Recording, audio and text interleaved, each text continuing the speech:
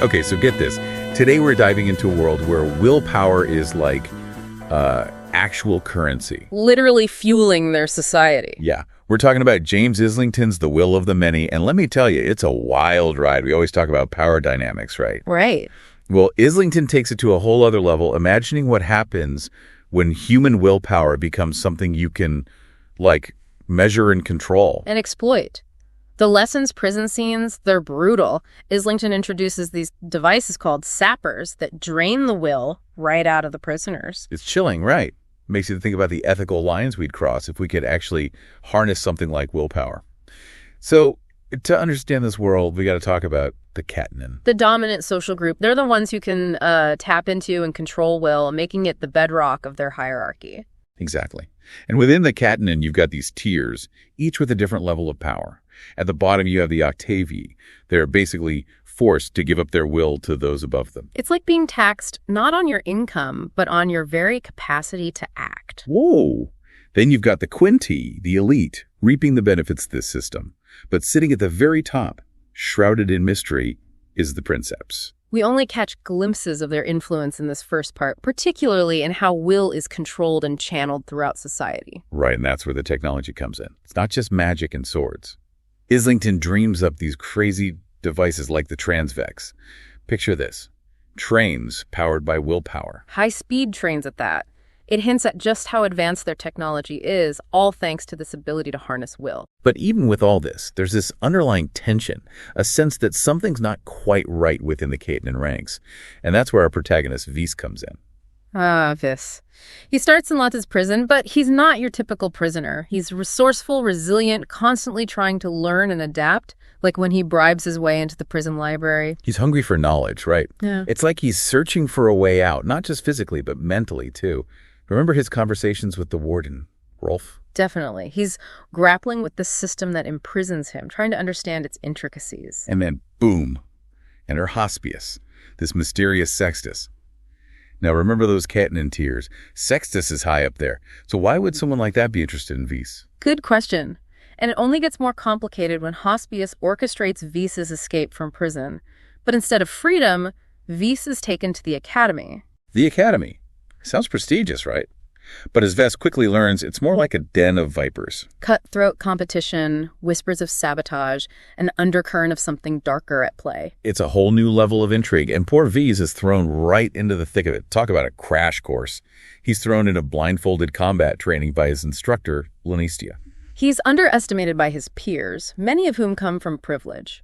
But Vis has this raw talent, this determination. He's like a sponge soaking everything up. Exactly. And the deeper he goes, the more he starts to see the cracks in the Academy's facade, in the Catnin hierarchy itself. He uncovers secrets that hint at a much more complex, potentially dangerous truth.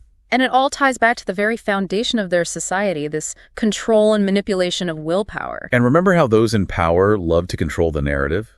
Well, Islington throws a curveball with the Anguis. This rebel group operating in the shadows, they stumble upon these ancient ruins. Right? Yeah, and these ruins suggest a civilization way more advanced than the current Catnin world. It's like finding, blueprints for a spaceship in a medieval castle. Totally. And then there's Ulciscor, this high-ranking Catnin, a Magnus Quintus, practically royalty. And he plucks Vis from obscurity. Right, like adopts him, basically. And tasks him with infiltrating the academy, but not to learn. Ulciscor needs Vis to be his eyes and ears. His brother, Carer, disappeared from the academy years ago, and Ulciscor suspects foul play. Intrigue on top of intrigue. And guess what Vis stumbles upon during his little spy mission? Clues that link the academy to those ancient ruins. It's like everything's connected. Remember those Transvex, the will-powered trains? Yeah, it's super cool, right? Yeah. Well, imagine something even more powerful. Rumors swirl that the Academy holds the key to a technology that makes Transvex look like toys. So while Vis is busy trying to survive this cutthroat school, he's also uncovering a mystery that could shatter the Catnin hierarchy. It's a good thing he's got friends on the inside. Calidus, the gossip with a heart of gold, and Eidhin, the tough but honorable classmate. They show that even within a system built on power, there's still room for genuine connection. And through them, Vis starts to see the cracks in the Academy's perfect facade. Like, remember how we talked about the ethical issues with commodifying willpower? Yeah, how could we forget? Well, those dilemmas become impossible to ignore when Vyse discovers that the Principalis, Viridius, has been covering up student deaths potentially linked to those ancient ruins. So now we're talking about a whole other level of corruption. It makes you think, how far would they go to hold on to power? What lines are they willing to cross? And then there's the Idicium. The Idicium. On the surface, it's just a competition, a test of skill for the Academy students. But beneath the surface, It exposes the ruthlessness at the heart of the Ketenan hierarchy. Students are forced to compete, to betray, even to potentially harm each other. all to prove their worth. And guess who finds himself in an alliance with Iqua, this cunning and ambitious student who's playing to win at all costs? Our boy Vyse, stuck between a rock and a hard place. Does he play Iqua's game, or does he stick to his principles, knowing it could cost him everything? Talk about a dilemma. And just when you think it can't get any more intense, we learn that the Anguas have a weapon. A weapon that could disrupt the Ketenan's control over will. Talk about a game changer. Right. It's like those moments in history when a new technology emerges and threatens to topple empires. Exactly. And our protagonist, Vyse, is caught right in the middle. Does he side with the system that imprisoned him, or does he risk everything to support a rebellion that could lead to chaos? And as if that decision wasn't hard enough, Vyse learns something huge about himself, like life-altering, earth-shattering huge. Remember those hints about his mysterious past? Oh, yeah. It turns out his connection to this world is far deeper than anyone, including Vyse himself, could have imagined. So last time we left, Vyse dealing with a game-changing injury and a truth that turned his world upside down. It's like realizing everything you thought you knew was a lie. And just as he's trying to process it all, bam, he loses his arm during the Idischema. Talk about adding insult to injury, right? It's like a physical representation of how his sense of self has been shattered. And the worst part, the people he thought he could trust, the ones who should have been guiding him, they're the ones who betrayed him. And Viridius, that master manipulator, he sees Ves's vulnerability and swoops right in. Promises of power and knowledge preying on Ves's doubts and fears. Classic manipulation tactic, right. But here's where things get really wild.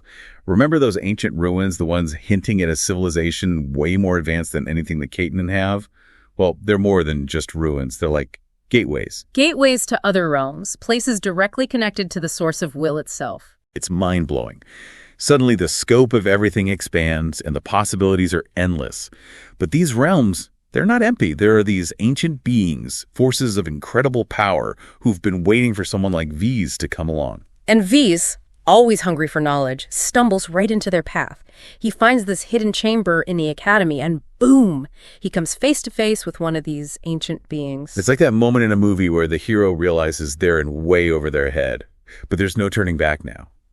Vyse learns that his lineage, it doesn't stop with the Ketenan. He's descended from a long line of guardians, protectors of the balance of will itself. Talk about a family legacy. And with that revelation comes an impossible choice. Does he embrace this destiny, or does he try to hold on to the world he knows, even though it's crumbling around him? It's a heavy burden, right? Especially because his friends are caught in the crossfire. Kalidus, Aidhin, even with their privileged upbringings, they're just pawns in this game played by these ancient forces. And that's what makes Vyse's decision so compelling. He could walk away, but he can't ignore the people he cares about. He realizes that true power isn't about control. It's about using what you have to protect others. But before he can face the big bad, he has to face himself. Right. He has to confront his own weaknesses, his fears, push his willpower further than he ever thought possible. It's like those training montages in martial arts movies, but instead of punching through wood, he's pushing through his own limitations. And just when he thinks he's got a handle on things, he's hit with the ultimate temptation. Ultimate power. It's a classic test, isn't it? The seductive whisper of darkness, promising him everything he ever wanted. Will he succumb to the dark side? Well, what makes Vyse so heroic is that he never loses sight of his humanity. He remembers his friends, the world he's fighting for, and that keeps him grounded. And that's the kind of hero we need, right? Someone who remembers their empathy, even when faced with unimaginable power. Absolutely. And that empathy fuels his final confrontation with the forces of darkness. It's this epic showdown, a culmination of everything he's learned and overcome. And it's not just a physical battle, right? It's a battle of wills, a clash of ideologies. Exactly. And of course, Vyse ultimately triumphs. But victory comes at a price, as it always does. Lives are lost, sacrifices are made. He's changed by the experience, marked by the scars of battle, both physical and emotional. But he's also stronger, more determined. He realizes that true leadership isn't about wielding power over others. It's about inspiring them, guiding them, using your strength to protect the vulnerable. So, what's the takeaway from The Will of the Many?